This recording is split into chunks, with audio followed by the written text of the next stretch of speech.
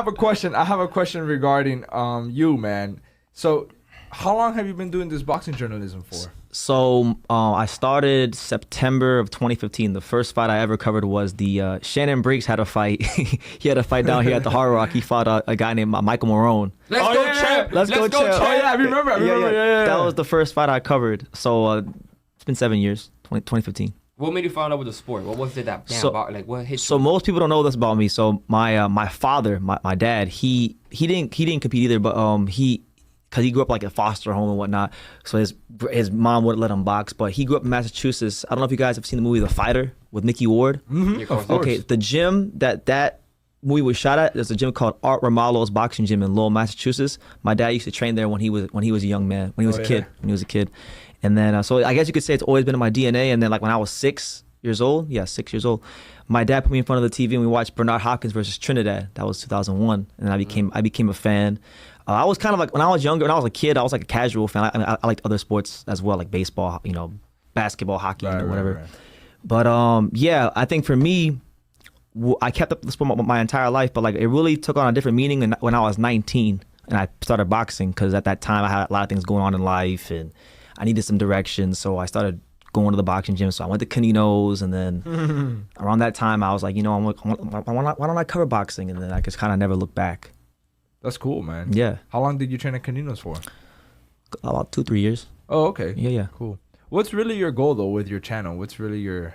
My goal, I would say, is just to be a good ambassador for the sport, because when I got into covering boxing, I felt like there weren't like...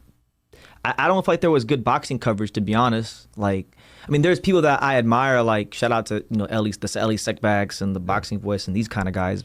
But like for the most part, I always felt like I still don't think boxing was being covered properly. So that's my goal, to cover the sport properly. And not just that, once I got into it, my other part of why I got into boxing is to cover the South Florida fighter, because I felt like we have a lot of good fighters here. Yeah. And oftentimes they get overlooked because they say, South Florida is just a vacation spot. And I'm like, y'all ever been to Liberty City? You ever been to the slums? Yeah, it ain't just palm trees and sunshine. There's a lot of tough people that come from this place and a lot of good fighters. And you talk about look at Glenn Johnson. He fought Roy Jones, knocked him out. Tiafimo, who's doing this thing right now. Xander Zayas, another one from the Dave Powell. There's killers from South Florida. Eric Slubin from Orlando. Shout out to him. Steve Gaffard, Lorenzo Medina, who I know you guys had here. There's so much talent here. So I felt like since I got into boxing, covering it's always been a big priority and responsibility for me to cover the South Florida fighters. No, I mean, and you've done a damn good job at it, man. What, from professional to amateur, you've covered it all. Yeah, I've done. Thank you. I try my best, man. No, but that's super cool, man. That you've really like stuck through as well, because all these years, man, going to amateur shows, pro shows.